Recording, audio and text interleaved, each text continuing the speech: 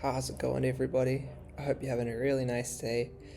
Welcome to the step-by-step walkthrough for implementation of an example embedded Swift application for our ESP32 C6 microcontroller, an ARM-based microcontroller.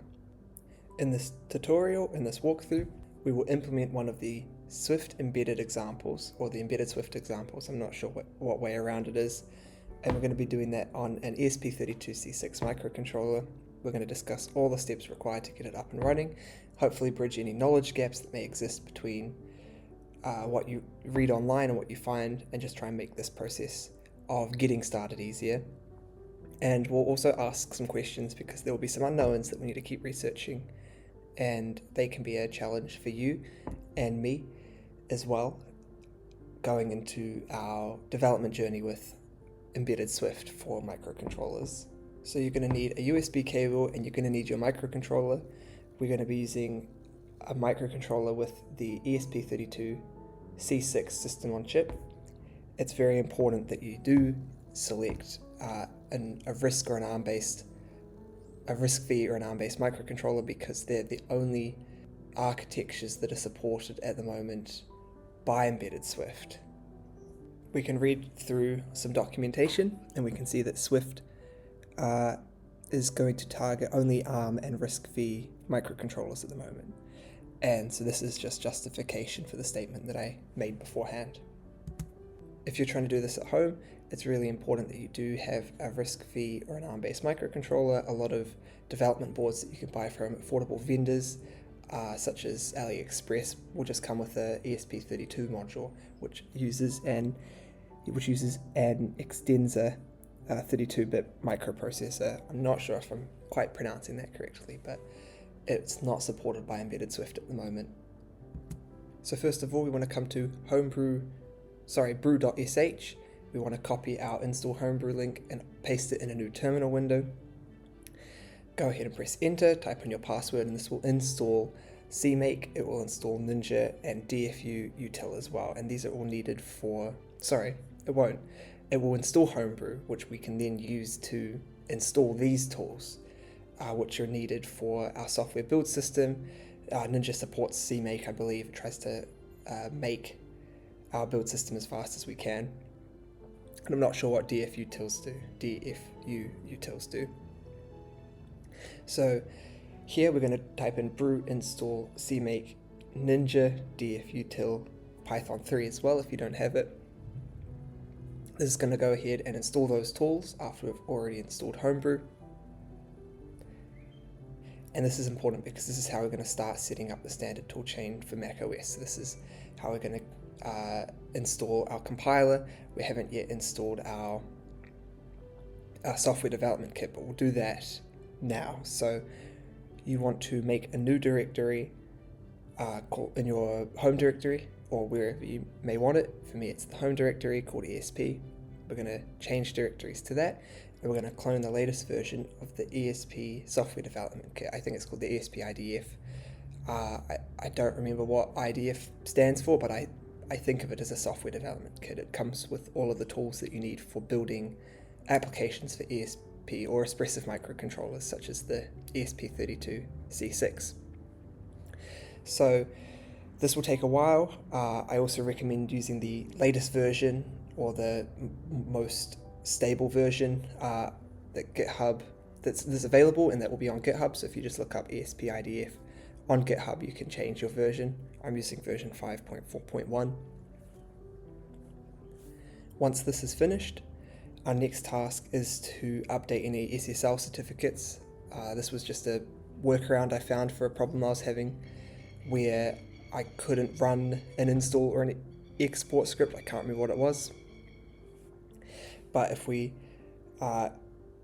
export our SSL certificate directory as an environment variable and update our certificate package with our pip Python package manager, that should fix the problem. So next we want to set up the compiler, debugger, and tools. We're going to change directories to our ESP IDF directory. We're going to type in /install.sh, and we want to install the ESP32 C6 tools.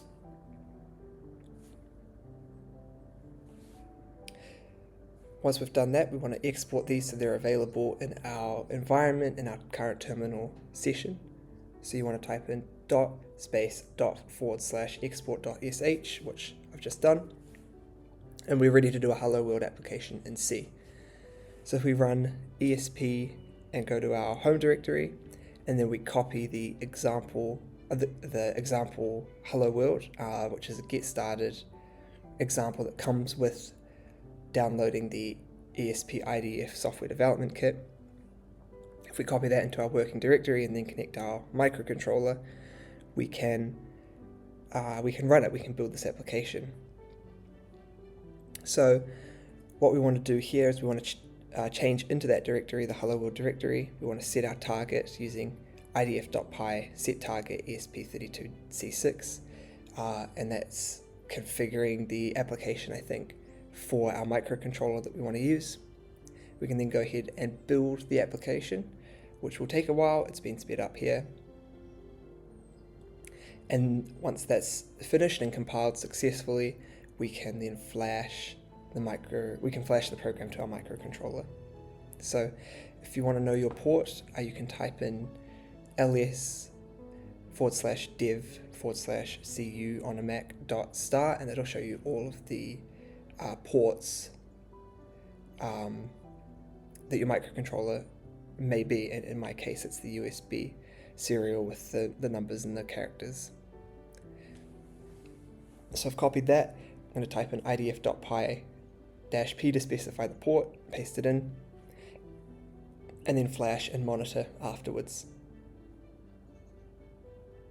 After that's finished uploading to the microcontroller, you'll see an output where it says hello world, and then it's going to restart the microcontroller after 10 seconds, which shows that we've successfully downloaded and set up the toolchain, the build tools, the software development kit for building C applications for ESP32 microcontrollers.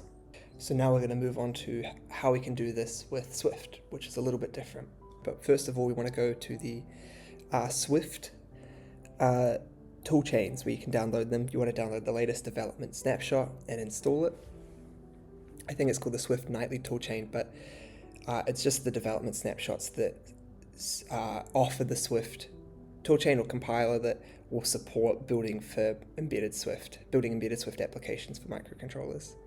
So once that's been installed, we want to export that toolchain so our terminal session knows what Swift compiler to use. And then we can build our example Swift program, which is really exciting. So here we can look at the Swift version that's currently installed on our computer. I think you will need Xcode already if you want to do this.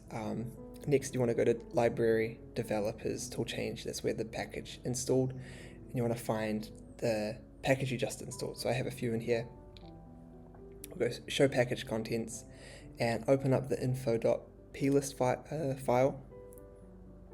That's going to tell us the package. I'm not sure what it's called, the package identifier possibly, where it says org.swift.numbers and letters. That's what we're going to use when we export and set up our environment variable for our Swift toolchain.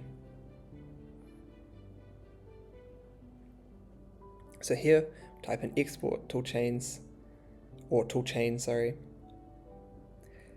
No, it is toolchains equals org.swift, and then our unique identifier of some form. And that sets up our terminal environment ready to compile embedded Swift applications. So we actually need an embedded Swift application. So we've just downloaded it from GitHub. The link is just on the left on the screen. We just want to use the same process to clone that. Once we've done that, we want to change directories into that repository, the ESP32 LED Blink SDK, and that is the example that we're going to be running on our microcontroller. Then we can set our target to the ESP32 C6 again, using the idf.py set target. And now we're going to be ready to build, flash, and monitor our ESP32 application.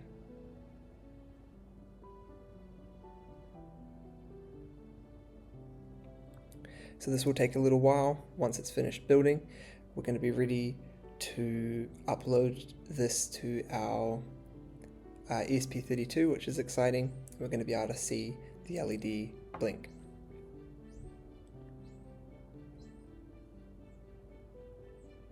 Here we can type in idf.py. You can specify the port again. If you've forgotten what it is or you don't have it copied in your clipboard, you can use ls/dev.cu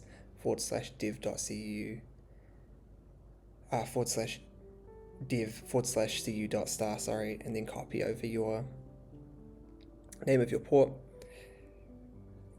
We want to specify that with a -p and then port, and then we can flash that to our microcontroller. Once that's finished uploading, you'll see hello from Swift on ESP32C6, which is really exciting. That means the applications work successfully. And what I've done here is I've hooked this up to an oscilloscope so that we can see the signal generated on pin 8, I think is what's set up by default. You can see it's going high, low, which is a visual representation, if not the LED blinking. It's a signal representation of that. So let's recap. In this video, what we've discussed is how you can set up your ESP32 software development kit, all of the tools you need required to build and compile these programs that you write. We looked at how you can upload a C application to verify that it works, and then what extra you need to get started with writing embedded Swift. So we went to the embedded Swift examples repository on GitHub. We downloaded it. We're using the latest or the nightly builds, the developer snapshots for the Swift compiler, the Swift toolchain, which allows us to build embedded Swift code, and then we can flash and upload that to our microcontroller to see it working, which we verified with the oscilloscope and also the serial output on the right hand side of the screen. Hopefully you've learned something, hopefully you've been able to take something away, so that would be really awesome.